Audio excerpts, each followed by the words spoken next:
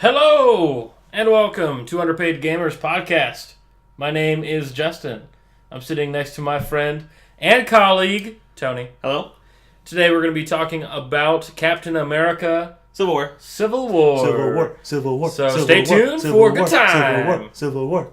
Civil War. And we're back. How's it going, Tony? It's going. I feel like we've got some things to hash out. Things are going. We went and saw it. We saw it together. Civil War, that is. Do we want to talk about this non-spoiler first and then spoiler? Or do you want to just spoil it from the start? I think we should talk about some news first. Oh. And then we can talk about the movie. Sounds good. As per the usual. Alright, so what we got? This is almost a week old. However, Ratchet & Clank is number 1 on the UK charts for 2 weeks in a row. First Sony game to do this since which popular release in 2014? Do you know? 2014. Yeah. It is 2016. 2 years ago. Uncharted 3. No, that is longer. Destiny! No. Oh, dang it. That's not a Sony release. Sony release. Uncharted 3 is a Sony release. Destiny is not, because it's released on multiple platforms. Gotcha. Gotcha? Get it? The Order 1866. Oof, no, that didn't sell anything. The Witcher. Not 3. a Sony product. Dang it. I'm really striking out here. The Last of Us. Oh my gosh! My favorite game! So essentially, I don't think Ratchet & Clank is selling as well as The Last of Us in the UK, but it's on par with that record that it held. Wow. Of number 1 for 2 weeks in a row, probably 3 weeks in a row now. The game's awesome. You haven't played it yet, but you borrowed it. I have borrowed it. I am waiting to play it. Every time we've been playing video games, it's us playing Smite, it seems like. Smite. Every time I've been playing that with you guys. So whenever that dies down, or I just feel antisocial, I'll be putting it in. So normal day, I suppose. This is right up your alley. Tell me. Respawn is making a Star Wars game with the God of War director, and they said it's going to be a third-person action-adventure game. Yeah. So I actually knew about this one. you did. God of War, if you transfer Kratos to like A Jedi or Sith or something. Jedi with a lightsaber, that'd be sick. That would be What if it was like a Knights of the Old Republic, just revamped? That'd be cool. Wasn't that third person? I mean, I feel like there's so much in the Star Wars universe you could do. They wouldn't even need to redo that. But if they just made a Star Wars God of War, that'd be awesome. So, I would play it. So, like, was it Force Unleashed is similar? like a button masher. Yeah. Well, Force Unleashed, I don't think it's a button masher, but I feel like God of War. I mean, it kind of like They're kind of action and adventure games. Yeah, but they're definitely different. When I think of best action adventure games, I think of like the Uncharted games, where you're on rails the whole time. Yeah. But it's not like you just jam square until everybody dies. It's like sometimes you have to think. True, they were puzzles. I guess we talked about it earlier. Metal Gear Solid 5 is like an action adventure game. Yeah. So that's a good one. Slash RPG. Like, God of War is not really up my alley because you just go through you're on rails the whole time and you go through and just spam buttons until everything dies. Like, yeah. I don't care about that. True. So I'm excited about this. Of course. They haven't really explained anything about what it will be or when it will be in the storyline. All they've said is that we really care about the Star Wars universe because we're fans too. And so we promise not to screw it up. It's essentially, that's my paraphrase of what they released, Respawn. Yeah, but they also made Titanfall, which they thought was really good, and then it tanked. Yeah. I mean, a lot of people bought it. I heard mixed feelings about it because I never played it. I never played it yet. I had a friend who played it, loved it. I had other friends who played it and said it was fun for like a week. Yeah, that's essentially like it was fun for a week. Like there wasn't a lot of content. There wasn't a lot of things to do. Everyone got their Titan at like the 2-minute mark. Like if you did better than somebody else, you get it earlier. But everyone always got it, so there wasn't like, I'm better than you. I'm in giant robots. Well, we're both in giant robots. So what I'm hoping is that it's a storyline based game Yes. with a single player and not just a multiplayer game, since they're good at making multiplayer games for a week. Yeah. With a week's worth I mean, of they made multiplayer. Modern Warfare. Call of Duty 4 and Modern Warfare. Oh, they did? Yeah. Respawn did? Yes. Oh. So, I mean... That's interesting. That's one good, one bad.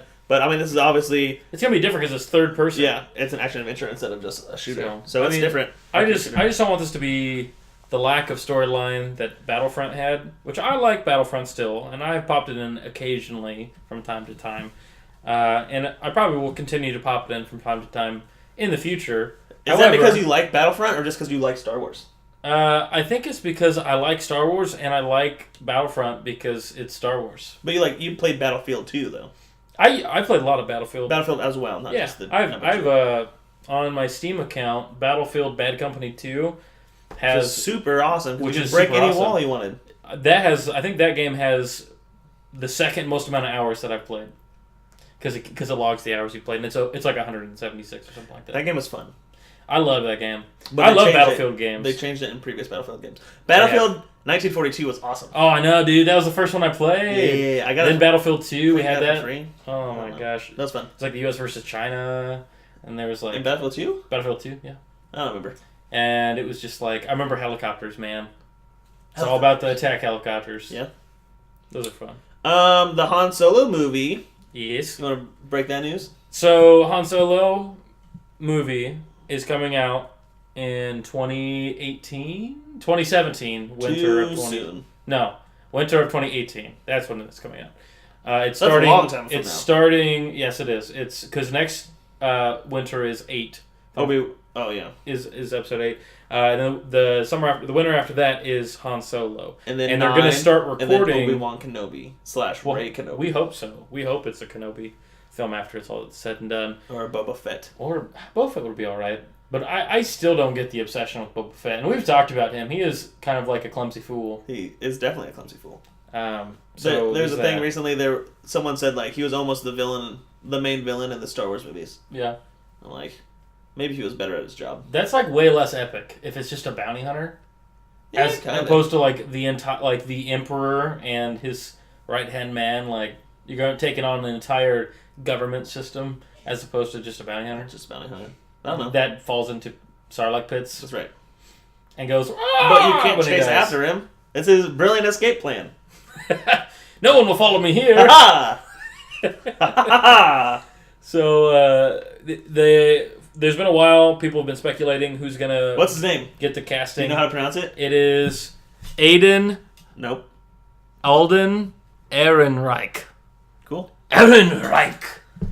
He's gonna be Han Solo. He's gonna be Han Solo. That's more like a Sith name. It is more German. It sounds like the Fifth Reich name, right? Because it could have been 1 through 5. That's kind of mean. We're not trying to say that he's a bad person, but we'll see if he's a bad Han Solo. We don't know. So he was in other movies, and I looked them up, but that was a long time ago. Yeah, no, and honestly, none of them stood out to me. Like I had heard of a few of them. Star Wars is pretty famous for picking people who nobody really knows and then turning them into a career star. Name one person other than Han Solo. Okay, dang it. And Harrison Ford. You got me. Of the 30 people in Star Wars, that happened to one person. True. So Star Wars is known for picking out of the blue actors, using them, and then throwing them away. Ian McGregor. What else did he do? He did so many other things. He did things before Star Wars, though, didn't he? Yeah. And he does things after, too.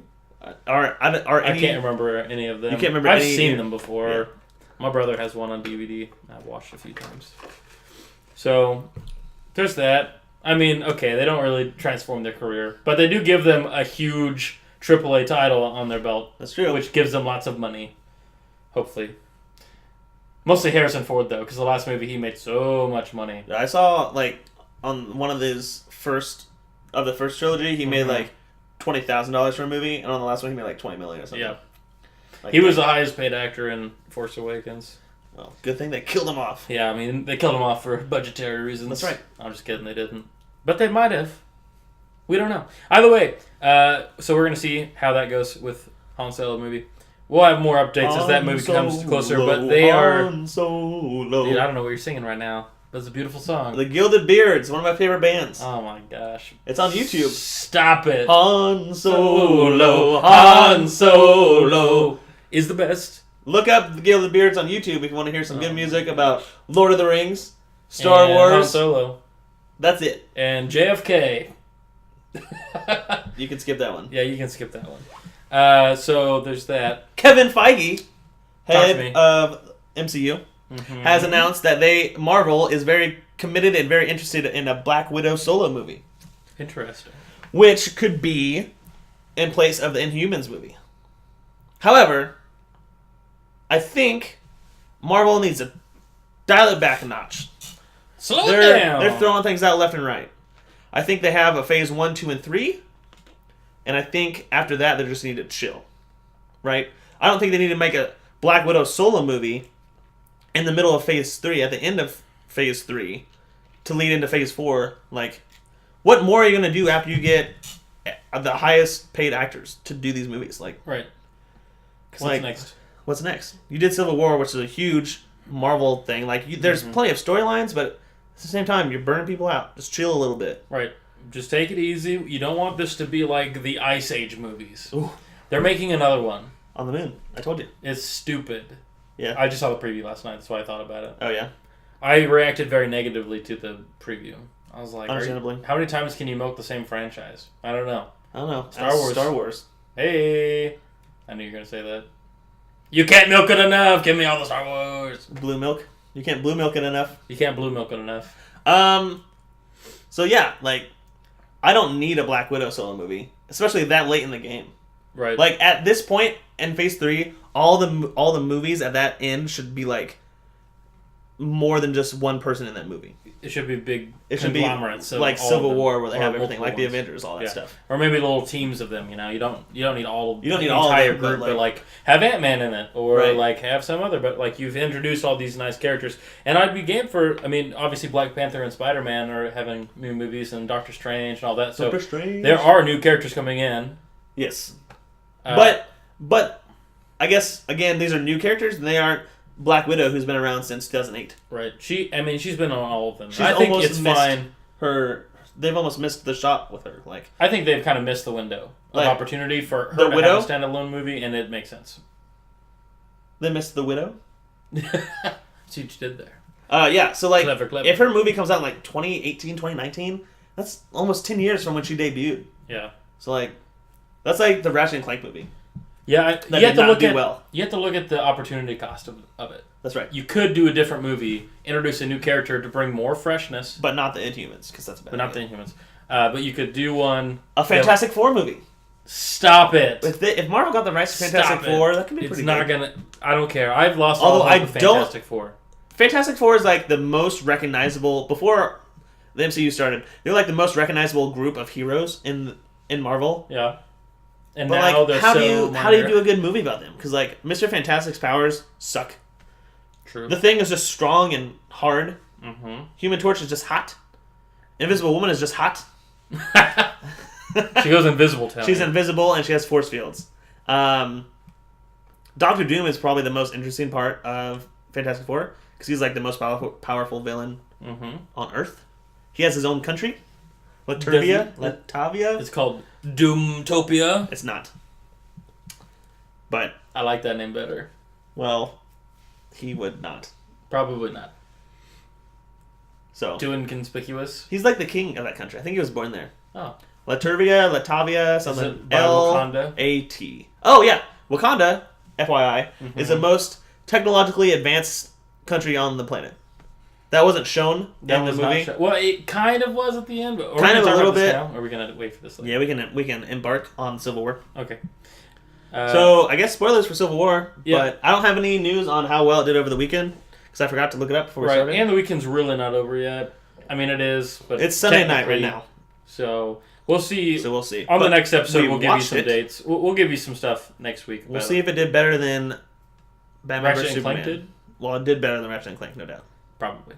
I guess before we talk about Civil War, let's talk about our movie watching experience. We went to Flick's Brewhouse, which is a restaurant inside of a theater, or a theater inside of a restaurant. I think it's a restaurant inside of a theater. We're definitely a restaurant inside of a theater. So you sit down in these seats, and in front of you is like a table that has a pull-out tray. You're right. And Pull there's a out little menu table. in there. There's a menu in there, and you can have beer and stuff, and they bring it to you Food, throughout the pizza, movie. Well, they normally bring it to you burgers. like in the very beginning of the movie. They take orders beforehand. You're supposed to get there like half an hour early.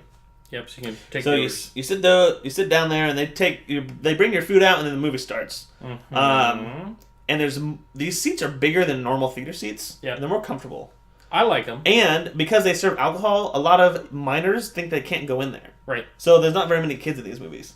Which you would think would make for a better movie watching experience. Which I think generally does. I've definitely been to this place more often than Tony. I've been there probably 15 times. I've been there 3 times. Since they opened. So I would say overall there is less. I think it's the best movie going experience in the area that we live. Yeah. And some people will be like, but if there's servers and waiters walking around, doesn't that get annoying? Not really, because I really don't even notice them. They walk, so like your seats are kind of raised up. So these people are like the angle that you see the screen, their head is kind of below the screen from where you're sitting. So that's nice. However, we went and saw a Marvel movie, which is very popular. I know where you're going with this now. I didn't know before, but now I do. Yeah, which is very popular with people of all walks of life. Oh, however, there have been some stricter walks of life that have liked Marvel before the movies came out. And these are the people that decided love to comics sit next and to love us. everything and love to live in their mom's basement and love to not know how soap works. So it was at this restaurant movie theater, you pick assigned seats. So beforehand, you pick a ticket and you pick that seat where you're gonna sit, and then you can't move once you get there like another movie theater. You're stuck in those seats. Yep. Because everybody has assigned seats. It's not general admission. That's right. You buy a seat. You sit there for the whole movie. E7. I bought 3 seats for us. Yay. And we were sitting there. And you were on my right, and I was in the middle, and Emily, my wife, was on my left. And to the left of her were 2 large gentlemen that had just walked out of their mother's basement without taking a shower in the past month. So she complained her movie watching experience was greatly impacted by the stench of these fellers next to her.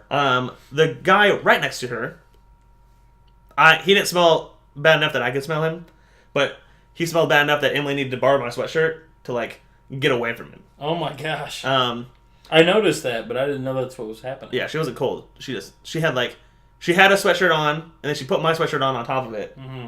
And used the hood. Yeah, used the hood as a filter to filter. And then on the guy to his left, 2 people away from me, is this guy who talked the loudest I've ever heard somebody talk in a movie theater. Luckily, he didn't talk during the movie, but like he would laugh like one whole second after everybody else would laugh. So like a little bit slow on the uptake. I don't know, but you know how like in middle school or maybe even sometimes in high school, where like you're clapping for somebody, and then you want to be the last person to clap, so as soon as everybody's done clapping, you clap. Right. Obviously. That's what he did with laughter. Someone would be like, ha ha ha ha ha ha, and he would go, ha! I'm like, shut up. Like, wow. And he thought everything was hilarious. He laughed at every single joke, which is fine. Jokes are fine to laugh at, but laugh on cue, dude. Like, your ha is getting in the way of the next joke. Again, there are windows for these things. Yes. Right? Just like Black Widow, same thing with laughter. Laugh here, stop laughing now. Yeah, so... Well, I didn't notice that, but... I'm more attuned to those annoying things. Yeah, I got pretty focused in. I was enthralled by the movie. It sucked me in. You know how you watch a movie, sometimes you lose track of time? Yeah. That's what happened to me. Yeah. I was like, oh my gosh. So, I was thinking, I don't know if that theater was better than another theater. It for this sounds like... specific night. Because this guy was annoying and the other guy smelled. Well, the theater itself wasn't the issue in that case. It was the audience. crowd. And I have been at movies before where the crowd has been super annoying. Yeah. Like, I remember when the second Transformers movie came out, way back when I had hope for that franchise. Well, that's your own fault. I went there, and all these people brought, like, toys and crap and were, like, pressing the buttons. What? Yeah. What? And they were just, like, that's making so jokes and going... And I was like, stop it. Like, anytime somebody performed, they'd be like, brah, brah, brah, brah. Like, they try to make the noises for the transformation of Transformers. So that was kind of annoying. So in retrospect, going to movie theaters is rough sometimes. There's a little bit of a random chance. I was hyped enough for this movie that I could put some of these things out of my mind, but in the back of my mind, I knew that Emily was there and she was uncomfortable. Yeah. I'm like, listen, this sucks. But the movie. So I gave her my sweatshirt, and that's the best I could have done. That's the best you could do. I mean, obviously, we're not going to leave the movie. Not for this one. No. She would have been fine if we could have moved seats. Yeah. But we couldn't. And it was a full house. It was. From what I understand. So, not only that, but, like, we ordered drinks. So, if we would have moved seats, it would have screwed up the whole ordering and paying system. Mm-hmm. So. And I don't want anybody eating my popcorn. Yeah. Dude, their popcorn was good, though. Dude, they have good popcorn. I liked it. Anyway, back to the movie. We're going to talk about Civil War now. All right. Captain America Civil War. We're not going to do a non-spoilers and spoilers, because sometimes I get excited and I just jump right in. And so we're doing spoilers right now. Spoiler alert! Spoiler alert! Spoiler alert! Okay. So when we first sat down, you said, I've been waiting to talk about this all weekend. Let's get it. And I said, now hold on. I got to write some stuff down. Yep. So I'm going to let you get it right now. Hit me with your best shot. Hit me with with my best shot? Yeah. That movie may have just become my favorite Marvel movie that I've watched. What? Meaning that it takes Guardians of the Galaxy away, takes Iron Man 1 away, What? and sticks Captain America What? Civil War. Hold on. There. Maybe. In a previous episode, we discussed the best comic book movie based on certain criteria. Do you think personally, and what we decided was Avengers 2012, do you think personally that Guardians of the Galaxy is better than the original Avengers? I mean, today I enjoy Guardians of the Galaxy more. Okay. Because the wow factor of having all those heroes on the screen is gone now. Mm-hmm. I think... But if you could compare your first time viewing the Avengers to your first time watching Guardians of the Galaxy. I would say Avengers if it's the first time. But if you're talking about now replayability, to throw in a video game term, yes, you'd say Guardians of the Galaxy. Replay value, definitely Guardians of the Galaxy. Interesting. For me. I have not seen Guardians of the Galaxy more than one time. I saw it 3 times in theaters. Oh, yeah? Just like I saw the Avengers 3 times in theaters. Gosh, I don't know how you do that. I don't know how I do either. You have both. With lots of money. Are you selling a kidney? What? Are you selling a kidney? Yeah. I blood transfusions. That makes sense. At the theater. Yeah. That makes sense. Yeah, I actually cut my kidney in half and it regrows every 2 months. So I just do that on the black market. Kidneys don't do that. Kidneys? Yes. Livers regrow. Yeah. So I cut my liver in half. Okay. I cut one of them in half and then it just comes back. You cut one of them in half and then you cut both of them in half. One grew back, the other one just stopped. Another one I sold on the Luckily, black market. you have 2 kidneys. Yes. My kidneys are fine. But so tangent. Back to Civil War. All right. So, the movie was awesome for a few reasons. Mm-hmm. First off, I feel like the Russo brothers? Yes. The Russo brothers. Congratulations. Look That's at impressive. me go. The Russo brothers, I think, did a great job of... Can you name one of their first names? Julian. Joe. You're close. Close. I don't think that in this movie they made any of the heroes out to be villains. Yeah.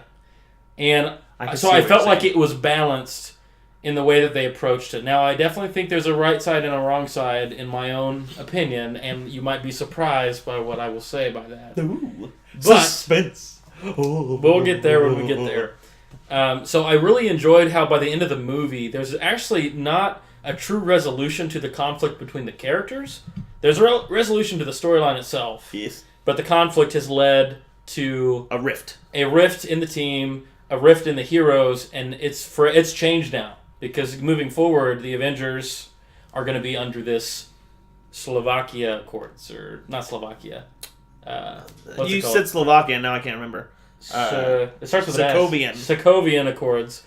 Now it's under that. So that's what's happening now. For now on, with the Avengers specifically. Now there are other characters, obviously, and Captain America at the end. Frees all the ones that were on his team, and they're gone. And I'm happy that... Well, I don't know where I'm going now. I'm just going to go with this. Another thing I really liked about this movie is it felt really gritty and dark compared to most Marvel movies. Yeah, you think? Because of, first off, Iron Man's parents being murdered by the Winter Soldier. The Winter Soldier. That... Just like, when that was revealed, like, Iron Man seemed to have come around to Captain America's side. Yeah. Right before that moment. It was like tentative, it's kind of like still like it's on the knife's edge. Like, is he actually on the side? Like, I think he was leaning towards it. But then as soon as Baron Zemo Zemo, whoever the guy's name is. Helmet. He didn't have one in there. So he didn't look like the character that I had seen before, at least in the previews they had the cartoon of him. Yeah, and he has like a mask that's like melted onto his head. Yeah. So he didn't have a mask in this. Right. Well, he had a Bucky mask. Did he? That he used to blow up the UN building. Oh, yes, there's that. But he didn't have the actual like purple mask. Yeah. Attached to his face. So either way, he reveals to Iron Man this terrible secret that Captain America knew, apparently. I don't know how he knew that. He found out in Captain America 2 Winter Soldier. He knew that Stark's parents were assassinated by Hydra. I don't know if he knew specifically that it was Bucky or not. I can't remember the scene. He's in the scene when he's with the bunker and he's talking to the computer. Yeah. It shows him that's on a newspaper clipping Stark's parents were died. Mm-hmm. And the computer's like, yeah, Hydra did all this. I don't know if it's specifically Bucky in that. I remember it being the computer guy. Yeah. I don't remember them saying that, but the Winter Soldier. But that moment might be my favorite moment of the entire thing. Not because I liked what happened, but because it had like an emotional impact. Yeah. Because you could see like Tony Stark process this, and then you just like his emotions. Like you kind of understand where he's coming from. Now he's attacking Captain America, who's obviously the only character on the entire screen who has 100% integrity in all things. Because that's just who he is. Yes. But that whole last bit was so intense in terms of the emotions that Tony had towards it, and then also how it went about and how it ended. That fight scene was ridiculous. Holy cow! I literally thought that either Captain America or Iron Man was going to die at the end of the movie. Yeah. Because of the fighting between the two was so. It got to the point where it was so like barbaric almost. So brutal. So brutal that I was like, somebody's dying. And I thought it was going to be Captain America. So did I. But then after Bucky lost his arm to Tony's Gallagher cannon, or whatever it is, the chest cannon. Chest beam. You think it was going to be Bucky? I didn't know Bucky was going to pull on his leg. I thought Captain America was going to die first because he kind of threw him towards the cliff. Yeah, or like the window. Blast him right off. And I was like, oh my gosh, he's going to kill Captain America. And then he turns around to kind of shoot at Bucky or something. Yeah. And then Bucky kind of knocks him off balance, and that's what allows Captain America to get the upper hand. And then he just starts wailing on him. Martial arts, no specialized attack move. It was like I grab my shield and I'm gonna bash you to death. Back alley. And it's right on his head over and over and over again. And I was like, I put my hands to my mouth and I was like, and Tony saw it and I was like, oh my gosh! And then he knocked off his helmet and I was like, the next one's gonna kill him. And then he does it into his arc reactor. His shield. His arc reactor. He takes the shield and just smashes it, like embeds it into Tony's arc reactor in the suit because he doesn't have it in his chest anymore. See, via that Iron Man super 3. confused me because I have only seen Iron Man 3 once because I didn't think it was too good. Yeah. I didn't remember if he had gotten those shrapnel pieces out. So when he destroyed the arc reactor, I thought he was literally killing him. Mm-hmm. But then Iron Man got up. So really it was just like, you can't follow us now because your suit doesn't have power. Mm-hmm. That's essentially what happened. So Captain America is not like, I'm going to fight you and kill you. I'm just going to make it so you can't follow us because you have all these suits. Mm-hmm. So that was fun. There's a lot of scenes in this movie that come directly from the comics. One of them specifically is at the final fight scene when Captain America is holding up his shield and Iron Man is like blasting his shield. Yeah. That's a legit scene. Yeah, I've seen that picture many times before. Yeah. So that was fun. And you freaked out at that point, if I remember right. You were like, yeah! Well, because they like stopped on it for a second. It was like a freeze frame for a second. So that was fun. Yeah, I had forgotten. I kind of wish that earlier in the movie they would have talked about his arc reactor in his chest and how it didn't power his life anymore. Yeah. Because Bucky went for it, mm-hmm. and Bucky almost got it taken out. Mm-hmm. And I'm like, oh man, he's trying to kill him. Because Bucky would do that. Right. He's not afraid to do that. And then... No qualms. And Captain America went ape on him. Oh my gosh. But there was... At the end, when Captain America got the upper hand, he was hitting them in the helmet with his fists. I'm like, how does that not hurt? I thought he used his shield. He does both. Does he? Yeah. He like wails on him and it wails on his helmet with his fist. I'm like, dang. A thing I just wrote down because I remembered Captain America, in general, the hero is like trained in like all forms of martial arts, all forms of fighting. Like he's like the super soldier, right? He's excellent in everything. Mm-hmm. So when he was fighting Iron Man and the suit's like, you gotta get away from him, you can't beat him close quarters combat. I'm like, yeah, obviously. And then he's like, no, I'll just analyze his fighting style. I'm like... He has all fighting styles. He has all fighting styles. Right. So I'm like, okay, do that, and then Captain America's going to switch it up and then get the upper hand again. But it didn't happen. He analyzed his fighting style, and then it worked. And then in one combo, got him to the ground, I think. Yeah, I'm like, what? That doesn't make any sense, because, like, Captain America just changed from, like, Taekwondo to, like... Krav Maga. And, like, totally destroy Iron Man. I figured Iron Man would just need to, like, get away somehow. Right. But it didn't happen. So that's my biggest complaint with the movie, is that one little thing. And that's so nitpicky. Yeah, definitely, man. I was talking to... It's so funny to go back that you said you like this more than Guardians of the Galaxy as of right now, because I was talking to a couple friends last night, and one of them was like, I don't know if I should see it, because some people say it's not better than Guardians of the Galaxy. My first reaction was like, well, they're completely different movies. Yeah, they have. I don't know why they're comparing them. And two, it's fun that you say that's better than Guardians of the Galaxy, because that is your all-time favorite Marvel movie. Right. At least for right now. So that's fun. I've made more notes about it. Mm-hmm. I know that you're not done with your opinions. I'm not. And I'm not anywhere. But I think we just need to move through the topics and we'll express them. I have a section on here that says like the comics, because I wrote a blog post about what happens in the comics, and I was super hyped about this movie. I read the comics. I did a whole bunch of research. I didn't want to spoil the movie for myself, so I haven't been on Twitter for like the week beforehand, which makes it very hard to get news for the podcast. It is. Now you know how I feel. Aww. You get on Twitter? I do. I get on Twitter all the time. Actually, the last month I've tweeted so much. Yeah. But it's always like shameless promotion of our stuff. Motivation Monday. Hashtag Motivation Monday. Let our voices soothe you. Yeah. Like the stupidest things. So I did all this research, and I wrote the blog post, and I was working on that for like 2 months, and then I gave up and wrote it all in like an afternoon. And then I read the comic and went back to the comic to do the blog post and all this, and I read through things. So I have a section that says like the comics. And I essentially just, when we go through, I'll be like, that's from the comics. That's from the comics. Yeah. But 2 major points from the comics. I also have some of my things in this is not like the comics. Mm-hmm. So I'll be comparing both of them. Like the comics was the prison, which in the comics is Prison 42. It's in a different universe, different dimension. And this one is just out in the middle of nowhere, underwater. Yeah. Ironically enough, like... I guess in this world, in the MCU, there's not really supervillains. Like, there's Loki, but he's back in Asgard. I mean, there's just like Thanos. There's Ultron, who got destroyed. There's not recurring villains, right? Thanos hasn't shown up yet. They don't know about him. Right. Like, Baron Zemo is really the only supervillain we've seen. Like, the Red Skull's dead.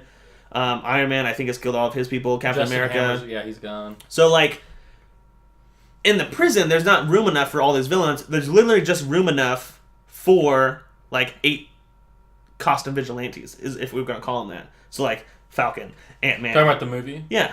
Well, I mean, we don't know if there's other floors, but it looked like there was one room with all of these, with like 8 or 9 cells. Which is just enough, I guess, for all the Avengers, I would assume. Yeah. So the prison is similar, but also different. But it was present, so let's talk about it. We mentioned that. Specifically, Emily said at the end of the movie, she's like, I read the comic, and they didn't really do the comic because, like, the Registration Act, the Sokovia Accords and the Registration Act were kind of different. Right. I'm like, yeah, on the details are different, but altogether they're pretty similar to where, like... Like, the intention is similar. Yeah, to Registration Act is like, I need to know what your secret identities are so that way I can call on you, I can keep tabs on you. The Sokovia Accords is, you're going to be directed by the UN to either go in or to go out of combat. Right, they're going to approve on the same thing, there's government approval for their actions. So that's very similar to the comics. So even though it wasn't like word for word, there is that similarity, which is super fun to see that the comics are so lined up with this movie universe that they've created like 10 movies down the line. So that's exciting. Yep. Sure. Instead of in the comics, instead of Nitro blowing up and causing elementary school and the Stanford incident, Wanda, she like protects literally everybody from getting blown crossbones. Up. Right. And then like 11 people died in the crossfire from Wakanda. So I'm like, yeah, it sucks that 11 people died, but she just saved like 200 people. I was going to say, yeah, and I felt kind of weird about that scene too, how guilty she felt. Like, obviously, she could have moved him instead of straight up at an angle, and then not killed anybody. I mean, maybe... But that's like a split-second decision. Based on physics, it takes more energy to go that direction, because it's farther. True. At an angle than straight up. So, I don't really feel like she should have beat herself up that much. I mean, she did save Captain America's life, and then the whole circle of people in the market who were watching the entire scene, right? Which were probably it was more than 11. More than 11. I mean, that's like bad math to do. You never want to do math like that. Like, I want to save this many people for this, but come on, Spock. Needs of the many outweigh the needs of the few. She saved many. Right. And I mean, I don't know. She's obviously been working on her powers. She's still new to the team. She's still new to doing all this. Right. But she's willing, and I guess her guilt is a major motivation in the film for what she does. Yeah. But like at the same time, like, you kidding me? Like, he was gonna blow. Like, that explosion was huge, and she contained all of it. Yeah. Which is amazing. And like, who else was there? Black Widow, Captain America, and Falcon. They couldn't have done anything. Right. Falcon might have been able to grab him and like throw him somewhere, but even then, his bomb wouldn't have been contained. She's the only one that could have done something, and instead they're like, "No, everyone's afraid of you." Like, she didn't blow anything up. Right. She protected it. Right. It's not her fault that the bomb went off. But anyway, but that's what starts the Sokovia Accords. Kind of. It was that was like the last straw that was pulled. I have my list here of heroes, and you want to talk about hero by hero in this movie, so that'll be fun. That's fine. Let's do it. Your favorite up first, Tony Stark. Tony Stark, Iron Man. He's my dude. Kind of mixed feelings about some of the things in this movie. Still always rooting for him, but I think Tony. Still always rooting for him. I mean, I'm always rooting for him because he's my favorite. But I mean, he's a different character than Captain America, and that's true. Obviously, I think in terms of the Sokovian Accords, I'm going to struggle with that this entire episode. With those Accords, I think Tony needs them. As a character, he needs them. For his own mental anguish? Because of our argument in previous ones or do about you think, Ultron. Do you think someone needs to... He wants somebody to watch over him so he doesn't do anything wrong? Is that what you're saying? I think... Or he needs something to protect him from himself? Because I've always argued, and I think I argued in my blog post, that all of Tony Stark's villains are his own creation. For the most part. Not always. For the most part. But like... Many of them are. And specifically in the MCU. Like Obadiah Stane took the arc reactor from Tony, became a villain. Ultron was created by Tony, was a super villain. Loki and the Chitauri invasion wasn't created by Tony Stark, but he like wanted to analyze the staff and everything. Then he had at Stark Tower, which he kind of created his own villain in that sense. So he's always has this mentality of man versus self. Where I always said Captain America is man versus man. So Captain America doesn't cause his own problems. Captain America is trying to fix other people's problems, where Iron Man causes his own problems. Again, even back to his origin, he was an arms dealer, and then that went horribly wrong. And so then he tries to stop. So he tries to stop his own thing. True. I mean, I think you're right on it. I think it's valid. Everything you're saying in that, and I think for him, the Sokovia Accords is a way for him to make sure that he like has check on himself. Yeah. Because I think he needs check on himself. Because of that, like Pepper Potts would do it, but she's been out the last couple of movies for I assume contract reasons. I don't know why she hasn't been there, but there's no good storyline reason other than they broke up. Yeah, they're on a break, whatever. Yeah, that something means. like that. But that means they didn't get the contract. But either way, I think it's good for him, and so I don't think that the Sokovia Accords in and of themselves are wrong. I think in this they are necessary for Tony and they're good for Tony. But on the other hand, because he's irresponsible sometimes. Most of the time. Captain America does not need them because he is the embodiment of righteous character. Yeah, he's always right. He's righteous in almost all things. Is that frustrating? No, I mean, I like Captain America too. It's not like I hate Captain America. No. I root for him too. I just root for Iron Man more because I feel... Because he's in my heart somewhere. Yeah. A little in there. Your little Iron Heart. My little Iron Heart, yeah. So do you want to talk about the Sokovia Accords for a second? And about just superhero registration and like political involvement in that? So versus a comic book world versus like the real world? In our real world, if they're superheroes, would you want them to be registered? Yes. But yes. 100%? Yes, because of the destructive capacity of them. Yeah. They should have some check to them, and I think it would behoove the world for that to be under some sort of government agency or some group that would... I don't necessarily want to have this conversation, but you can almost compare that to gun control on a bigger level. So, like, True. Or I was thinking, when I thought of it, I thought of like nuclear arms, like requirements in like international law on arms. Yeah.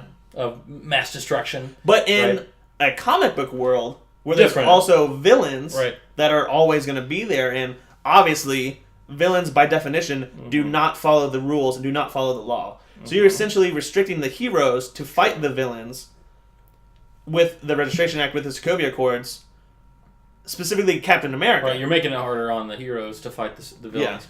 Yeah. But in the MCU movie, in the movie so far, so in that universe, they don't have like we were just talking about. They don't have supervillain. Well, Iron Man doesn't, but I can't remember. Not so much right now, but there have been in the past. Right, there have been. But they've all been defeated. There's no active supervillains in comic books. The villains get away all the time. Right, that's part of the spiel. Yeah, so they get away all the time. So it's like they're actively in the world. Yeah, and so I don't think the MCU is perfectly like what reality is, but I also don't think it's as far into fantasy as comic books. But we also have to take into effect like Daredevil and Jessica Jones.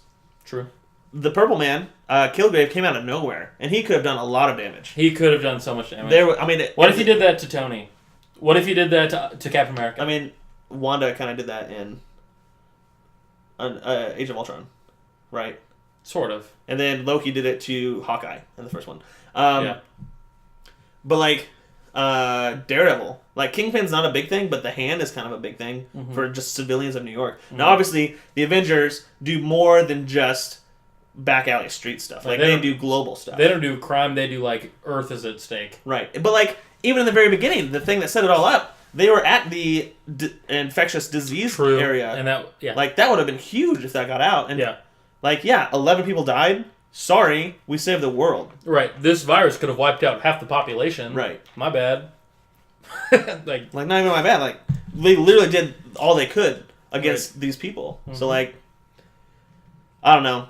I don't think I still think that the Registration Act in comics is somewhat of a bad idea because it restricts heroes and doesn't restrict villains nearly as much. In the real world, it might be better. Yeah. It would be something I would want as a citizen of the Earth. I mean, maybe just like, I know who these people are, but maybe don't restrict them. Like, they don't need to ask permission before they go fight. Because, I mean, if they have enough power, they're not going to ask permission anyway. Like, how are you going to tell the Hulk not to freak out? Right. True. It's not going to go very well if you try. Like, you're just powering him up if you make him bad. Yep. But back to the movie, I guess. Yeah. I have on my notes, Tony Stark, is he a bad guy in the movie? Now, and I know this is very hard for you to answer. Right. Well, I think Baron is the bad guy in this movie because he's the one causing all the conflict. Mm-hmm. If he wasn't in the movie, what would have happened? Well, Sokovian Accords would have split up the Avengers, but the Avengers wouldn't have fought. Yeah. You know. What would have happened? They would have changed. Because that's the explosion at the UN building that killed the Wakandan king. Well, the Sokovia Accords were going to go into effect. Right. And I still think they did. They would have gone into effect no matter what. Yeah. For the people who signed them. But when T'Chaka died, which is the Wakandan king, that kind of made us split down. I mean, people thought it was Bucky, so that made us split down the middle. Well, Captain America's like, I need to go find him. I'm literally the only person that can do this without anybody else getting hurt. Right. And Tony Stark is like, no, you need to sign this and let somebody else do it. Mm-hmm. It's essentially how I took that. Yeah. I think that's what they were going for. So I don't... And this is my view for the movie. Mm-hmm. I do not think Tony Stark is a bad guy in this movie. Mm-hmm. I do not think that he is the antagonist or the villain. Even when, at the very end, when he reacts to his parents' death. Right. I think that's understandable. I think that's the closest he gets to that, but it's just justified. Rage. I feel like it's justified to an extent. Yeah, maybe it's not something you would expect from a character like Captain America. No, Captain America would never do that. But someone that's so impulsive as Iron Man, I think yes. However, that does not detract that I think he is definitely a villain in the comics. So, the comics portray Tony way more extreme, totally different than this movie, because there are villains in the Civil War comics that literally fight for Tony. The Thunderbolts. Right. It's essentially the Suicide... To go a little bit more into that real quickly, it's essentially the Suicide Squad, but for Marvel. It's called the Thunderbolts. And it's part of Tony's 50-state initiative, which is trying to make a Avengers team for every state, essentially. Mm-hmm. and it's based on heroes, and Tony elects to have the Thunderbolts fight for him in the Civil War against Captain America's team. And then later, the Thunderbolts kind of likes fighting for good, and they're like, I want to be part of this 50-state initiative. The people in the 50-state initiative said, no, you're too violent. You can't be part of this. Mm-hmm. Like, we need to make some changes. So essentially, Tony Stark is like, I want you guys because you'll get things done. But then in retrospect, like, they're too violent. Like, they almost kill Captain America in the comics. So, like, and they almost kill, if it wasn't for Punisher, they would have killed Spider-Man. Oh my gosh. I believe. I mean, Punisher comes up and, like, kills him. He kills the Thunderbolts? Oh, Punisher kills, like, 4 people in Civil War. He doesn't care. So he's all about it.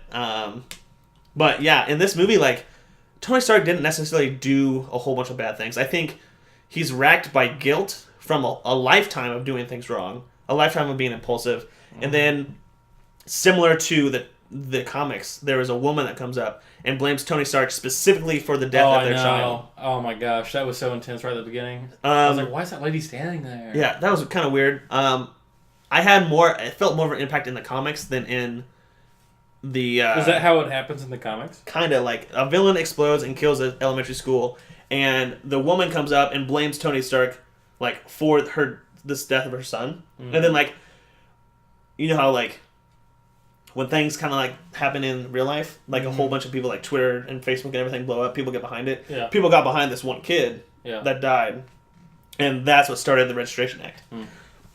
And this one is really just one mom being super mad and then gave Tony the picture, or whatever she gave him. And just blamed him for it. And blamed him for it, which then started things. But, I mean, it's still the same motivation. Mm-hmm. And I think that's really something hard for him to have to deal with to begin with. Yeah. It's one of those things like, the world is bigger than himself, which I think he's been struggling with his whole movie. All of his movies, like all of his movies and all the Avengers movies combined into this one movie. He can't control everything, and he wants to control everything. And that's especially shown in Age of Ultron, the most recent Iron Man film.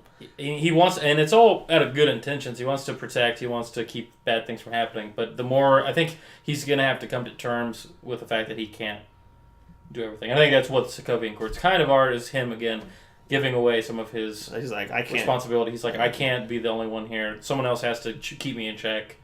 There it is. It's so funny. I think that's why Captain America is a better leader for the Avengers than... Like, if the Sokovian Accords happen, and they're just like, listen to Captain America, I'll be like, I'm down. Like, yeah, dude. 100%, let him lead. He definitely is the best leader for the Avengers. Right? So, that happens. I would even say, I would argue before this movie that Vision would be a good... Yeah, because from what I could see before, Vision was like intelligent, very wise, like kind of knew everything. But in this movie, he's portrayed more humanly. He's more personified, I think so. Yeah, he definitely has some flaws in this movie that are shown that wasn't in the second Avengers. That's true. And then like he has these human emotions, which I'm like, how does that happen? How does that even happen? Yeah, he's just it's interesting. It kind of changed the way he behaved. I mean, that might be part of I think it's the mind gem. Yeah. Or whatever Infinity Stone he has in his head that might be affecting him. Right. That might be making him more personable. But another thing I have for Tony Stark is very similar to the comics, which is one of the things I really like about the comics and what I like to point out is when these Sokovian Accords or the Registration Act goes into effect, Captain America keeps fighting evil. He keeps arresting people and keeps putting them in jail. And Tony Stark is so concerned with just getting Captain America to see his side that he completely forgets about everything, even going so far as to recruit the Thunderbolts, which are villains. He releases them from jail to fight Captain America. Yeah. In the movie, Captain America is after Baron Zemo the whole time with Bucky. Right. He knows, he actually has like the information of the truth. He knows underneath everything what's happening with Baron, kind of manipulating the whole situation. Tony doesn't know that. Tony is not really trying to... He doesn't hear Captain America out in that. And so it takes him 75% of the movie to get onto Captain America's side that, this guy's been manipulating it. And then Winter Soldier's actually not bad. Right at the beginning. But then they fight again. So that just parallels exactly with the comics, which I thought was awesome. It's one of those underlying details that people wouldn't notice. Well, I think most people wouldn't notice. Is just the fact that, like, Captain America keeps fighting bad guys and keeps doing things for the good of everybody, while Iron Man's almost doing things for the better of himself. if we're going to go down the line and saying that the Sokovia Accord is for him to better himself, and he wants everybody to sign up for this so that the team doesn't split up, that's almost a self-betterment. And he's more concerned with the Sokovian Accords than with fighting bad guys as Captain America is. So I thought that was real cool. Yeah. I have on here that we've had many arguments about this. Yes. And Iron Man admits personally. I know. You can say it. Let me hear it. I died in the theater when this happened. He said that Ultron was his fault. Which, I understood that it was his fault before in terms of that he created, but it wasn't his intention to create Ultron. He was trying to do something good, which is always the story with him. Like he's always trying to do something good. Man versus self, man. And then he has to fix his problem that he started in the beginning. So that's right. I'm coming around to your arguments about these things. It's almost like you read comics or something. I don't know. But yes, he does. And then when that happened, immediately Tony gave me this look, and I was like, oh. I lost. That was like in the first third of the movie. I know. First quarter. I'm like, this is awesome. I died. There's one other thing I can't remember that happened in this movie. I think I might remember later that has fixed. I don't know. Like this one has solved that argument that we have. We can no longer argue. We cannot argue about it anymore. It's at least over specifically now. In the MCU. In the movies. In the movie. In the comics, it's Ant-Man's fault. Hank Pym's. Stupid Hank. Scott Lang is who Ant-Man is in this film. Hank Pym is older. He's Michael Douglas. We've talked about everything else I have notes for Tony Stark. We'll probably end up going back to him. Yeah. We can talk about Captain America for a little bit.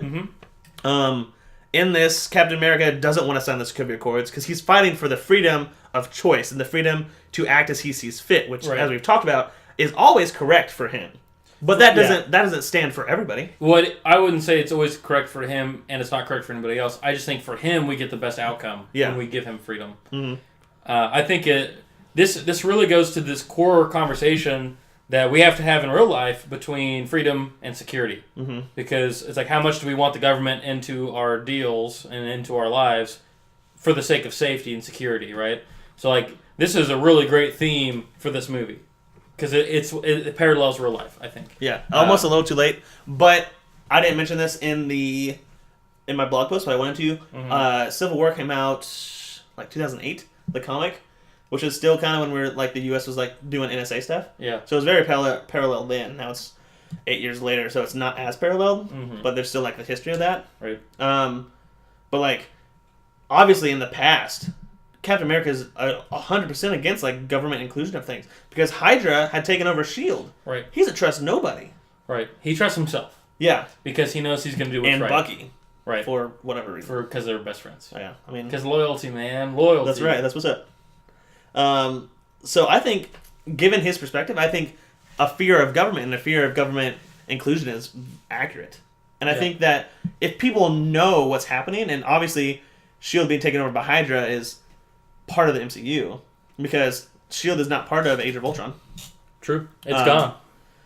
People, gone. People know that Hydra's taken over, and people know that Hydra's around, so it's very interesting that even with that, Tony Stark is so for the government inclusion, because it's obviously can be taken over for, but it is the UN, which is not a private organization. Right. So, yeah, S.H.I.E.L.D. was a little bit different in how it was structured, but there are parallels. Yeah.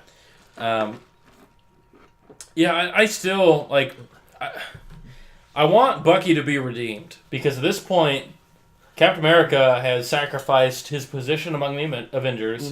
He sacrificed his position in the world. I'm sure the world doesn't look at him the same after this.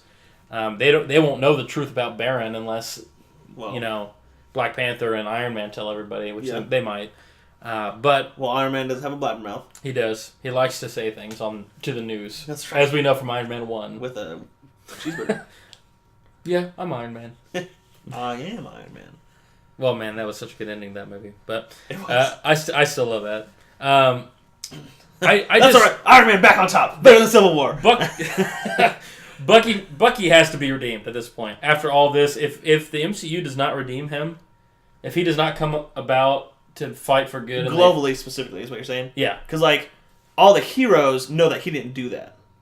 All the heroes know that he didn't. Right, but I just want him to be able to be on the good team. Well, he's in that cryo chamber, so I don't know what's going to happen. Yeah, and I don't know what's going to happen either, but I really hope that they do something with him to where he is redeemed in some way. Because this movie, the Watcher, we see him redeemed because we know that it's not his fault. But from a civilian. But from the world standpoint, he's still this murderer who killed Takanda or whatever the guy's name is. Well, I'm sure.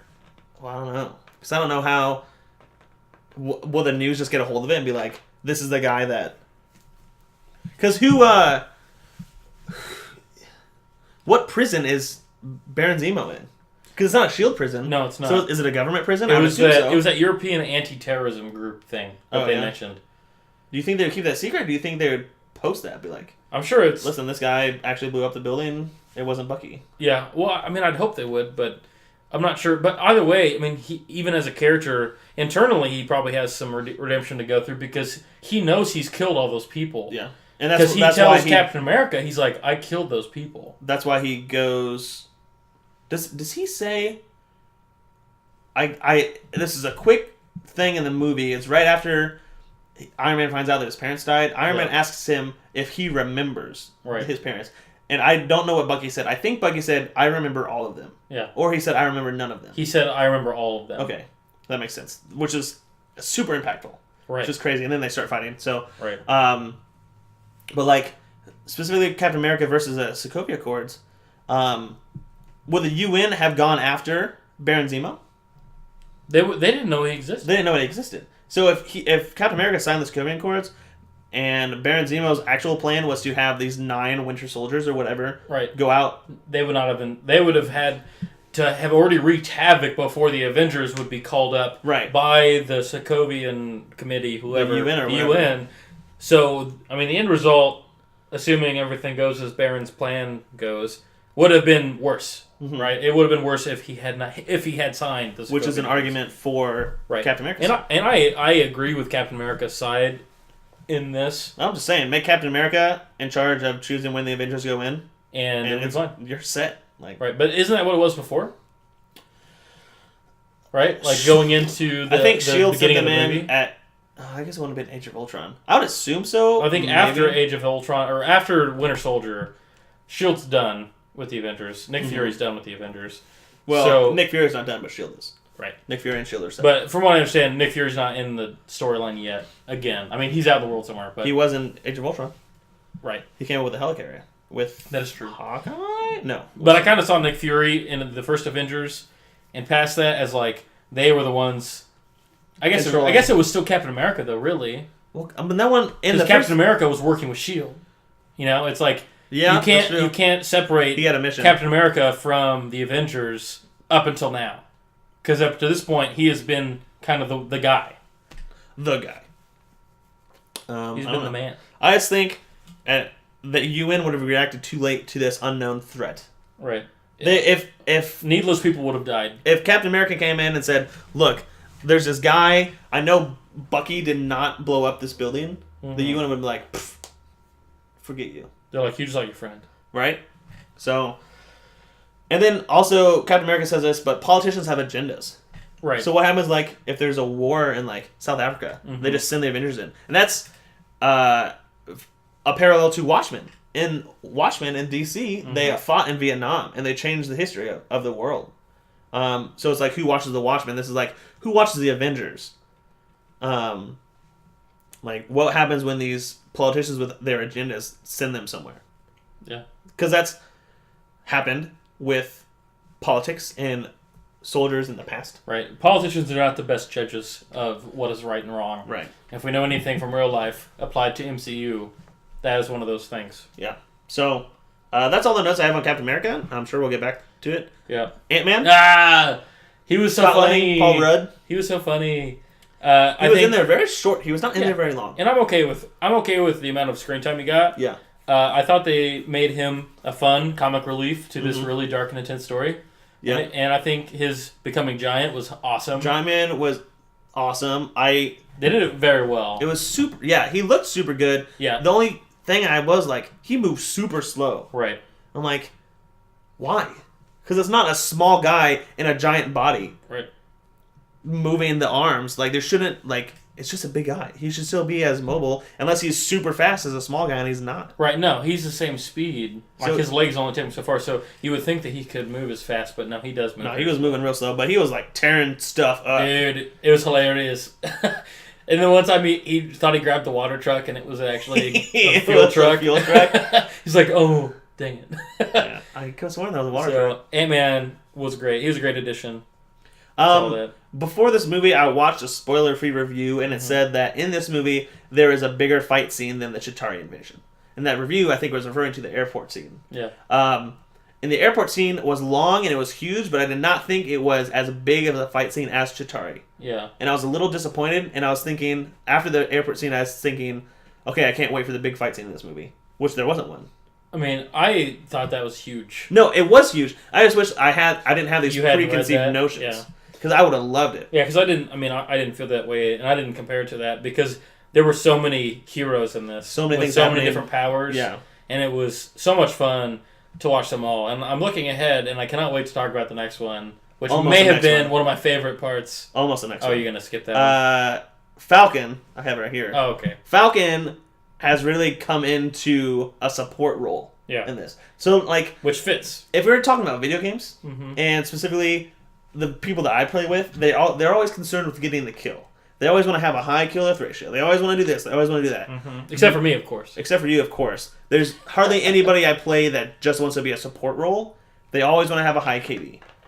There's some people I play with that are okay with having a support role, but for the most part, they're like, I want to have a high KD. Like, you stole my kill. I'm so mad at you for stealing my kill. I'm like, we're just working for like the greater good now. Like, we're trying to win the game. Right. So either you stole my kill, I stole your kill. It doesn't matter as long as we got the kill. With Falcon, he is that support player. He's not in there to kick butt and like destroy people like Captain America. Right. He's just like, he's providing information, telling people what to do when they're confused. Yeah. And what they do, and he'll swoop in and do some combat too. Yeah. But before this movie, I was like, Falcon is such a dumb hero. I don't really like Falcon that much. He's just got like a set of wings, like sweet, he can fly. Like, why is he cool? This movie really shows his expertise and shows how much he can add to a team. Yeah. Individually, not that great, but as a team, he can add so much efficiency, or I don't know what the right word is, effectiveness to a team. Right. Through his like little drone guy. Yeah. Red Ring or something like that. I can't remember what he called it. It was just a small little quip. Right. Also, talk about the humor in the movie real quick. I think this movie, and maybe other movies in Marvel, I just had this thought, that their jokes are so like small and minuscule that you can forget about them and rewatch them and laugh again. And that ties me back to Ocean's 11, when Matt Damon is trying to sneak in to the back office, and Robert and George Clooney is like, you got to be memorable, you got to be funny, but forgettable. That's exactly what I think is happening in these Marvel movies. Yeah. They're funny, but they're forgettable. The jokes are. I mean, none of the jokes are the things that when I walk out, I'm like, that was so good because of this joke. It's always, that was so good because of that fight scene, or because that conversation, or because of however that ended the plot. There is a really interesting and funny chemistry between Bucky and Falcon. Yeah, that was two weird. or three jokes that were super funny and super unexpected. Yeah, I know. It's like, I don't like you. I can't remember in the car. It's like, can you move your seat up? Yeah. No. I don't like you. Dude, it was so funny. Oh, yeah.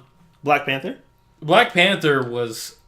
Okay, so moving into this movie, I didn't think Black Panther was going to be that cool. I was like, he's kind of a dumb character.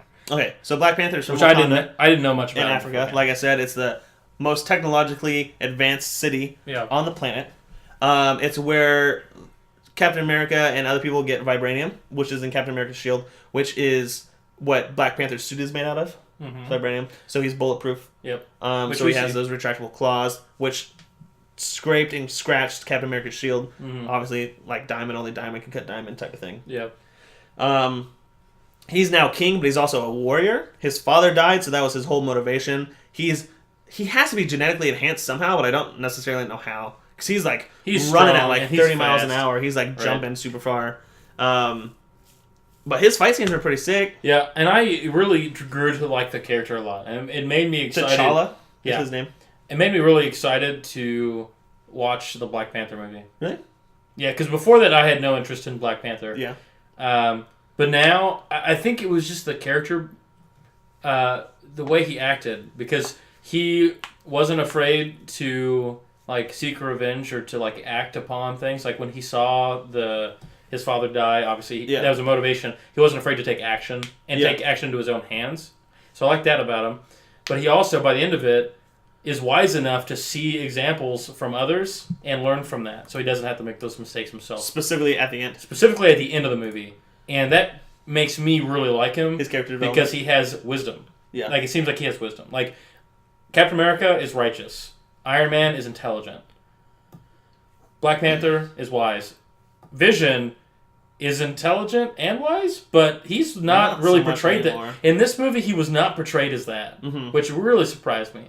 But I really like Black Panther, and I like the actor who played him. I thought he did a great job. I do not know his name. I don't know either. I have failed you. But Black Panther was fun. He had a sizable role in this movie, I think. Did. But at most points when his role was in the movie, it almost took a backseat to the Captain America Iron Man. Yeah, I really felt like in the first half of the movie, he was more important than the second half. Yeah. Second half, I think he kind of gets swept under the rug a little bit. Which is in terms of screen time. It's not about him anymore. Yeah. It's just one of those motivations for the rest of the movie. Vision, we've talked about a little bit.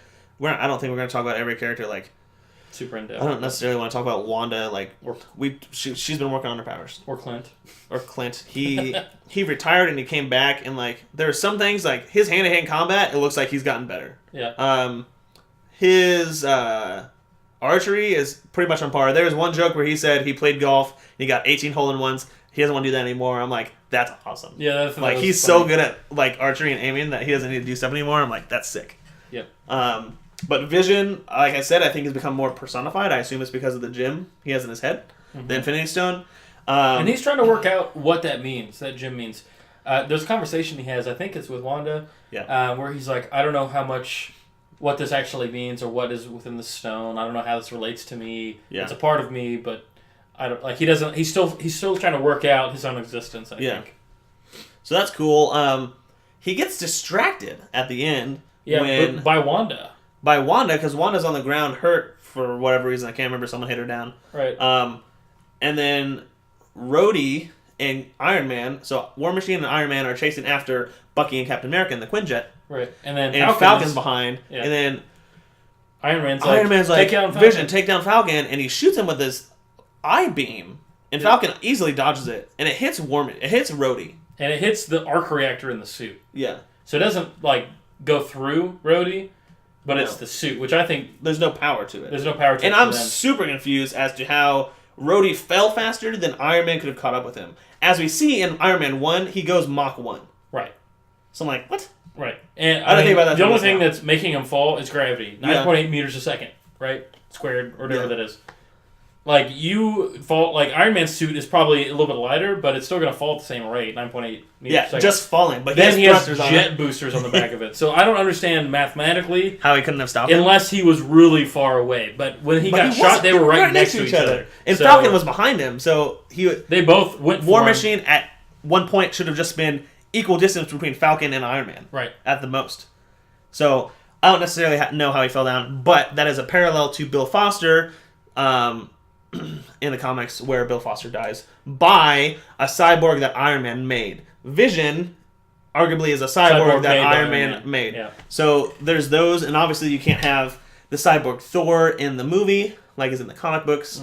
But that's also just like a little harkening back to the comics. Making it similar. That's really cool. I like how they did that. It's respectful. And it makes a big split down the middle. Yeah. I think. Because that ticks Iron Man off. Like, more so than he's already ticked off. Like, he's going for the kill now. Right. And there was... Rhodey's on the ground. And he has a heartbeat, which is fine. And Falcon lands, and Iron Man's over Rhodey. And Falcon's like, I'm so sorry. Then Iron Man shoots him with his hand laser. Right. And I didn't think that was a joke. No, it was not a joke. Like, that was... Like, he was mad. Yeah. And he was taking it out on Falcon. But I think some people took it as a joke. And I think that's very similar to... in the original Avengers, when Hulk punches Thor off of the giant Chitauri worm thing. Yeah. So I think people symbolized it with that, and they laughed, and I'm like, that's not a joke. Like, Iron Man's ticked. Right. That's... Like, before, there was a moment where Clint is fighting Widow. Black Widow, yeah. And Vision says you're pulling your punches, or somebody says you're pulling your punches. And I feel like the whole fight scene, there's a little bit of that going on. Yeah. And after that, no more pulling punches. Yeah. Now, I agree with you. I think it really drives a wedge through them even further than what there was before. And then that ties back to Vision. Iron Man's like, what happened? He's like, I got distracted, which is not something a computer can do. So he's no longer a computer. He is now, an android? Sentient being, definitely. Right. So I think he was feelings from the beginning, but it's just not. It didn't seem possible that he could be distracted, but then he was. Yeah. So I don't know. I mean, at the end, I kind of wish that Rhodey would have died, because I think in movies, I think death needs to be permanent. Death needs to happen to push the storylines further. He just was paralyzed from the waist down, which was then fixed by the end of the movie. Right. With his to an extent, leg braces. Obviously, I mean, he can't use his legs but without assistance, but Tony Stark is going to do whatever he can to give him power to his legs again. So, I'm like, man, I wish he would have died. Yeah. I mean, that's kind of mean, but... No, but I think it would have driven the story better. I think him being paralyzed was enough to drive the story, but I think it would have been better. Yeah. It just would have been better. And that's what... It would have been more permanent. It would have been permanent. It would have been one of those things that they could go back on and talk about in future movies, reference Rhodey. That could have continued that rift a little bit further on. Yeah. With him being paralyzed, it's not as big of a rift. He can get over it. There was a... And that's just Disney, I think. When Iron Man is in the prison, when Tony Stark is in the prison and he's talking to everybody, he talks to Clint, and Clint chews him out. He talks to Scott Lang, which is Ant-Man, and he's like, who are you? And I'm like, how do you not know who that is? Never trust a Stark. He works... That's almost a reference to Game of Thrones. But the Starks are good in Game of Thrones. Right. Anyway. So, Iron Man should know who Scott Lang is. Because Scott Lang is brilliant mechanically and, computer sciencey. Well, I mean, I think he would know Hank Pym. Definitely. And he may have been just saying that to just be quirky, I'm bigger than you. Right. Classic. And then he talks to Falcon, and they have a better conversation, because I think Falcon, who is almost in the same branch of military as Rhodey was, is like, how is Rhodey? And then they talk, and then things go down, and then Iron Man finds out about Captain America and everything else. Yeah. That's so that was interesting to see those different things. He didn't talk to Wanda at all. Wanda's in the corner, in a straitjacket. Yeah, she's not looking good. Yeah, there was Spider-Man. We're at it. We're there. Yes. Oh man, this is, I think, what vaulted this movie so high for me. Really? Because the movie without Spider-Man, I gotta find out how old he is. Would be good. Yeah. But I don't think the movie in the middle would have moved as well without Spider-Man in it. Yeah. I think he added a lot of humor. I think he added a freshness to it. I was excited to see Spider-Man in this. I didn't think he was going to be as big of a character in this. I mean, he's not a huge character, but I thought he was just going to show up for the fight randomly, and then that was it. But we kind of see a little bit. That's kind of it, though. I mean, I know, but there's that scene beforehand where Tony goes to talk to him. Where Tony manipulates him? I mean, to an extent. I'll expand on that theory as soon as you're done. Okay. With your thought. I mean, I just think it was nice that we got to see him talk with Tony. We got to see Aunt May. What did you think about Aunt May? I thought they hammered on her being too attractive too much. Yeah, I thought that was annoying. Super young. Yeah, that was weird. Maybe that will make more of an impact on Uncle Ben's death. If Uncle Ben was this young guy who died, he had a whole life to live ahead of him still. And it could have been younger brother of whoever, of his real parents. Yeah, it didn't have to be older. Yeah. At least they can play with that if they'd like. So, I thought Spider-Man added quite a bit of humor and just, again, freshness, because up to this point, we've seen all these characters other than Black Panther. Yeah. And he was just fun. And Black Panther definitely did not steal the show. He did not steal the show. Spider-Man may have stolen half the show. I asked you this as soon as the credits were rolling. I said, what do you think about Spider-Man? Did you think it's the actor that did it, or it's the writing? Or the casting? I think it's the casting and writing, not specifically Tom Holland, but I think it's the writing that they put into it and the casting. I don't know if Tom Holland did anything specific that another actor could not have done. Yeah. Whereas Robert Downey Jr. is Iron Man. Yeah. and it's not on that level. I think they finally decided to make Spider-Man young, and they play with that, and they do that really well, to where, like, he wants to impress Tony Stark, because Spider-Man is a tech whiz. And he's a man, a father figure. Yeah. Not necessarily father, but, he's an older guy, and without a father, that's something that you may want to do. So, he wants to impress Tony Stark, which, in the airport fight scene, Spider-Man's not necessarily fighting because of the same intentions that Captain America and Iron Man are. He's just fighting to impress Tony Stark. So he's going all out, he's a little bit naive. Yeah. And he takes Iron Man's word where it is. But his naivete is based, I think, because he's just so young. Like, he hasn't been doing the superhero thing for more than 6 months. Yeah. He's super young. He looks like a freshman in high school. He probably is. Like, Tom Holland himself is 19 years old. So instead of, like, Tobey Maguire, who was, like, 25 when he played Spider-Man, like, they're kicking Spider-Man, like, all the way back to, like, high school age. Yep. Which is cool. And I think the writing and the decisions they made for Iron Man for Spider-Man in this movie shows that his age is very much a part of it. Yeah, definitely. Because so he's naive, and he's making these jokes, one, because he's super nervous. You can just kind of tell he's nervous. He's just not super confident. Yeah. And he just wants to impress Tony Stark. Right. He's like, you got, like, these people are fighting for huge causes, and there's, like, lives on the line. And Spider-Man's just like, I need to impress Tony Stark. Right. So I think I'm very excited for the Spider-Man singular movie, solo movie, just because if they keep playing his age up like that, I think it's going to be fantastic. Yeah, and I think that'll be a fresh look at Spider-Man. With Andrew Garfield and Tobey, they're both old. They're both college. Yep. There it is. So this is going to be, it'll have a different feel to it, and I'm excited for that. I'm glad Uncle Ben is already dead, because I'm tired of seeing him die over and over again. As far as I know, I don't know if he's dead or not, but it makes sense. Like, they didn't talk about him, and Spider-Man said, don't tell Aunt May. Right. And clearly Aunt May is there. It doesn't necessarily mean that Uncle Ben is dead. But if Spider-Man's been Spider-Man-ing for like 6 months, then I feel like he's dead.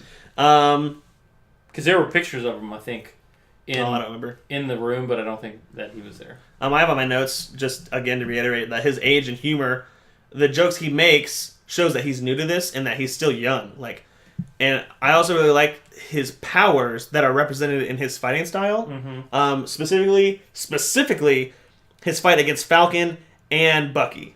He, like, goes at it, and he's fighting Bucky, and he stops the punch with his hand, and Bucky's clearly confused. Because he's like, why is this 16-year-old kid, like, stopping this? And that shows how strong he is. But then also, he's like, his head's not in it. Like, he's not fighting at full potential. He's like, what, you have a metal arm? It's like that it's always like awkward freshmen. Like, walk through the hallways, like, they're kind of, like, bewildered. Like, what are people thinking of me? Yeah. Like, what's going on? So they're not fully engaged in what's actually happening. Yeah. And that's kind of what he did this whole movie. And I think that shows how strong Spider-Man of a character is, which before we really started this podcast, my opinion of Spider-Man was that he wasn't like even close to the strong and strength, intelligence, and anything. I didn't think he was like the upper tier. I thought he was like the middle tier hero. No, he's after this, like he's like distracted the whole time and like awkward, and he's like holding his own with all these guys. That's like the quintessential Spider-Man. Like, he's always thinking about homework. He's got a phone call from Mary Jane. He has to take down Venom. Like, he has all this stuff going on at the same time. So, like, and he's known for in just fighting in general. He has to pull all of his punches, so he just doesn't like kill people. Because he's super strong. But there's specifically in the videos that Tony Stark showed to Spider-Man, and there's one where he stopped the car, and Tony Stark's like, "Wow, a 7-ton car at 40 miles an hour. That's pretty strong. Like, what do you have in your suit?" And, like, Spider-Man didn't answer. He just kind of, like, avoided the question. Yeah. So he didn't say, like, I didn't make this suit. I have these powers. Yeah. He's just like, tech. But then also, like, with his goggles, they restrict his vision. Yeah. And he's like, because I can see so well, and I'm oversensitive. So I need to restrict myself while I'm saving these people, because otherwise I'm too strong. Yeah. But then there's also 1 or 2 instances of his spider sense. One specifically when Bucky like throws a billboard at him, and he just like ducks and like throws it back immediately. I'm like, that's so sick. Yeah. And then he's quipping jokes every single like punch he makes, which is what Spider-Man does. But we haven't seen that as frequent. Like, in order of jokes, like Tobey Maguire is the least jokey, right? And then Andrew Garfield makes jokes. One specific joke is like, when he's stopping a car mugger, and the car mugger like has a knife, he's like, "Oh no, my weakness." And then, but Tom Holland like makes jokes like all the time, which is what Spider-Man does. Yeah. Like, just as frequent as possible. And so do you think this is the best portrayal of Spider-Man? It's really short. As accurate to the comics? Possibly. It would still has to do a lot to get past Iron Man 2 in movie spectrum, I think, because Spider-Man 2 is really good. But, like, it's just super entertaining. Like, this Spider-Man was awesome. I have some more things. So Spider-Sense was represented. Super Strength was represented throughout the whole movie. His jokes, you like that Star Wars reference he made? Yeah, that really old movie, that really old Star Wars movie with the walkers, or I can't remember what he said. And then on the snow, then everybody just like laughed at him, and then they're all like, "Oh my gosh, that's a good idea." Yeah, right. So like, and even Tony Stark is like, "You're scientifically impressive. Yeah. Like you made this web. Like that's impressive." Yeah. And I wonder, moving forward, what role Tony Stark will have in the development of Spider-Man. See, I wanted it to be a protagonist in the Spider-Man movie because I think that would be cool. Have we talked about it? No. Oh, let's talk about it. Okay. In Spider-Man: Homecoming, I think it'd be cool if we have talked about it. I don't remember. Let's talk about it. If Iron Man was the protagonist, because at the end of Civil War in the comic books, Aunt May got hurt because Spider-Man revealed himself, and he's like, "Tony, I need you to pay for this because it's kind of your fault." And Tony Stark's like, "Nah, it's not really my fault. I didn't tell you to remove your mask." And he's like, "What? You totally did." Yeah. Aunt May's in the hospital. Eventually, Jarvis goes and pays for it with Tony Stark's money, but like, there's a rift between Tony Stark and Iron Man, or Tony Stark and Spider-Man by the end of it. By the end of it, so I wanted him to be the antagonist. I said that wrong. You said protagonist. I know. Before. I wanted Iron Man to be the antagonist, the villain in Homecoming. The villain, quotes, air quotes. I don't think it's going to happen. It could happen because War Machine died. No, well, War Machine got hurt, and Spider-Man was there to see it. But it wasn't the same as Bill Foster dying in the comics because it wasn't like it was an android that he made, this and this and this. It was more of a mistake than like an intentional thing. So I don't know what's going to happen. I think he might be more of a mentor. Right, and that's what I was thinking he would be, and it's kind of what I hope for. Yeah. And I wouldn't be against in like maybe Phase 4 or something. Like Iron Man being an antagonist in the Spider-Man story somehow. Yeah. But I think for this next one, I really hope for him to be a mentor and an enabler for Spider-Man to have his own tech and do his own thing. And be like a mentor that would encourage him to continue doing what he's already Spider-Man doesn't have a lot other than his web shooters. Like, he doesn't have a lot of tech. Like, most of the other thing is just his own powers. I mean, his suit, right? To an extent. It's a suit. Is he bulletproof? No. He just dodges everything because he's Spidey senses. So his suit is just like cloth. Like spandex. Yeah. There's one specific thing I want to talk about, and this is when I said that I think Tony Stark manipulated Spider-Man to be on his team. Yeah. Spider-Man in the apartment almost shows that he's going to be on Captain America's team. Because Spider-Man says, with powers like mine, if I choose not to use them and something bad happens, that's on me. Right. That's a great power comes great responsibility type of thing. Which is almost what Captain America is arguing. He said, I have these powers, I have the means to stop people. If these bad things happen because I can't go, because the UN says I can't go, that's on me. That's on all of us. Yeah. Which is kind of against what Tony Stark is saying. And I think, like, Spider-Man said that, and Tony Stark had, like, a second to think about it. Right. But then, at the end, obviously, Spider-Man is on Iron Man's team. Right. At the end. So, I almost feel like Stark used his popularity, used all of these things that we've talked about earlier to convince Spider-Man to fight for him. Right, but with good intentions, because Spider-Man obviously isn't going to kill anybody. Right, no. But it's nice to have that person on your... Spider-Man's one of the best heroes in Marvel, just based on abilities. And I think, too, Iron Man wants to see him develop more. And I think him building him that suit is not... Like, I think Iron Man legitimately thinks that he's an impressive kid. Yes. And I think he built him that suit, and we saw at the very end with the end credit scene, like it even has that like Spidey menu projector thing. I don't know.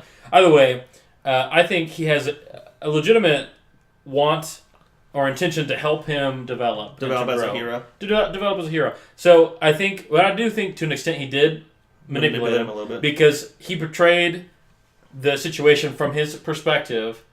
And this is a little, freshman or 15-year-old kid, whatever. And so he's going to automatically believe Iron Man how he portrays it. Who is famously Iron Man. Who is like everybody knows it's Iron Man. Yeah. Like he loves going to the stage He's and a hero. having all the people and the fireworks and everything. Yeah. So like he uses that to an extent to get him to help, and you can hear it in a lot of his responses when he's fighting. I gotta impress Iron Man. I gotta impress Stark. Yeah, I mean, and he views it through what Stark said. Yeah. Like he views the whole fight scene. Yeah. From Stark's perspective. And like I gotta impress him. It's not we're fighting because we have different ideals. Right. It's literally just I need to impress Stark. Right. And he's like, Iron Man told me you would say that. Like Yeah. I think he says that to Captain America at some point. Yeah.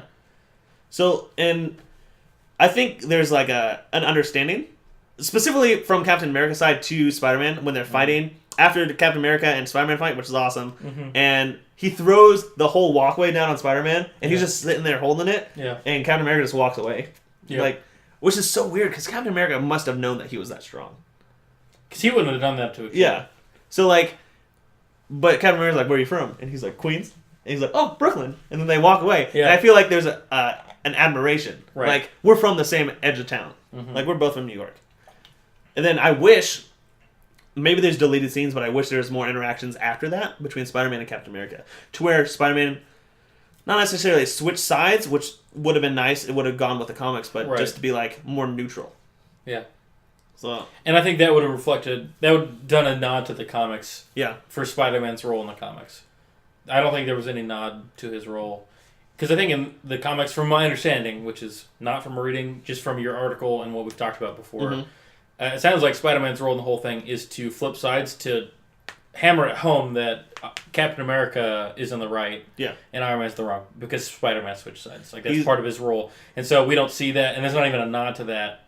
He's very much older in the comics. He's been doing Is Spider-Man for like 5 years. Okay. And this one he's been doing it for 6 months.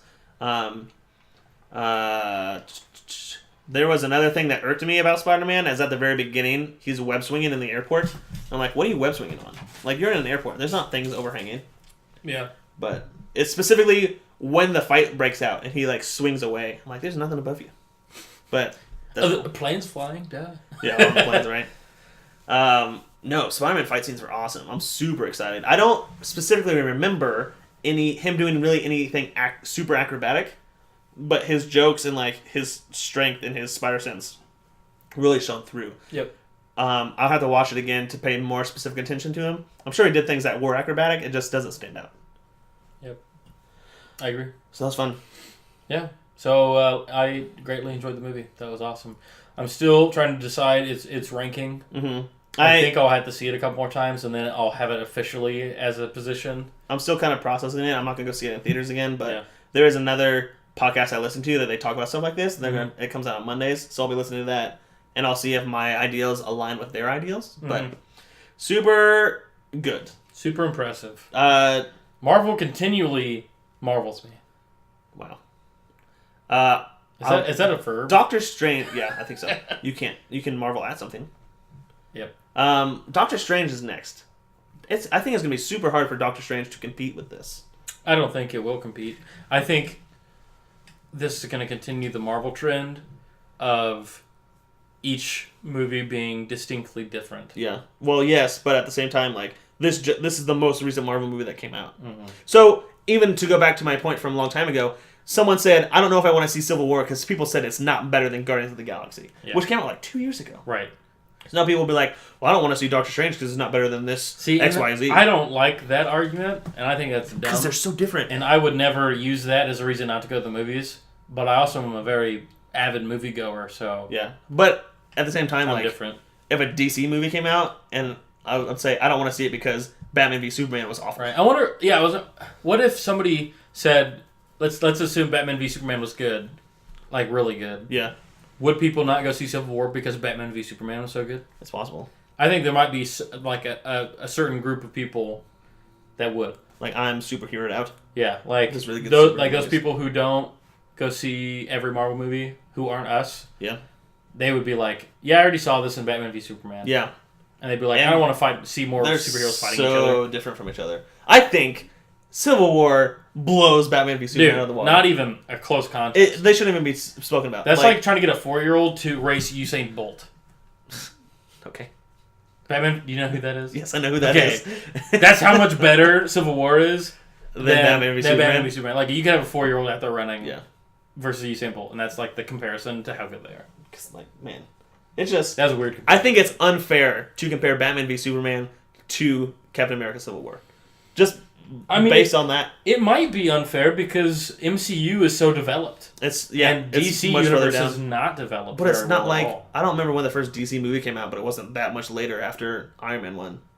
Was it Green Lantern? Might have been. No, I think Superman Returns or whatever that was. Yeah, and that was terrible. Yeah, so they've been making bad movies ever since. They just haven't made a good movie. Other than the Dark Knight trilogy, okay. DC has not made nice, good, impressive movies. But that Dark Knight trilogy is not part of the DC universe that they're currently working in. Right, it's in a separate DC universe. Yeah, so they kind of shot themselves in the foot. Right, they're like, we're not going to use that anymore. this the best thing we made. We're going to tie our hands behind the best DC movies that are in existence do not count. I'm really interested to see how this does. Budget-wise, what is it in the box office? Box office numbers. It better beat Batman v Superman. Oh, dude, it probably beat that the first day. Let's be honest. So many people saw Batman v Superman, and again, dude, that's true though. Oh my gosh. But like, this has to have more lasting. I remember being really upset with how well Batman v Superman. Yeah, I'm still upset. We were both very upset with it. Why are people like, don't go see this? It's really bad. Anyway, that's Civil War, Captain America: Civil War. I really enjoyed it. You really enjoyed it. I look forward to thinking about it more. I'm sure I'll bring up more things as we talk about future Marvel movies. Yep. Yeah, well, thanks for listening, guys. We got a couple things to say here at the end. Please feel free. Please do so. Go to our YouTube channel. That's right. Underpaid Gamers. Subscribe to our channel. We've got lots of videos on there. Some Underpaid gameplay. Gamers or Underpaid Gamers Podcast? Underpaid Gamers. I don't remember. One of the two. Listen. Either way, it'll pop up. There is 2 Underpaid Gamers on YouTube. There's us and there's somebody else. The other person has 2 videos and they have not been active in like 5 years. Yep. We have like 60 videos and have been active like within the last week. I'm pretty sure theirs says Underpaid Gamers NZ. Yeah, New Zealand or something like that. Yeah, so not us. We're just... I mean, if you Google Underpaid Gamers, we're the first 10 links, I'm pretty sure. We're the whole page. We're the first page. So just Google that. And when you Google us, you'll find us on Twitter as well, at UP Gamers Podcast. You might find our email. I don't think so. No, you'll find our email. Our email is underpaidgamerspodcast@gmail.com. Super easy to remember. Mm-hmm. You'll find us on YouTube. You'll find us on SoundCloud. You'll find our website, underpaidgamers.com, which has our blog posts and links to everything. And you'll also find us on iTunes. And Google Play. That's what's up. We are now on Android devices as well. We're through their market. Expanding. So if you are one of our many Android listeners, which I've actually talked to some before, who've wanted to listen to it but didn't have SoundCloud app or iTunes, now you can. For free? Google Play. For free. That's because, always for free. That's because every episode is for free, 100% of the time. All the time. Everything's free. That's right. So, thanks for listening, guys. Check us out. Thanks for listening, and we will see you next time.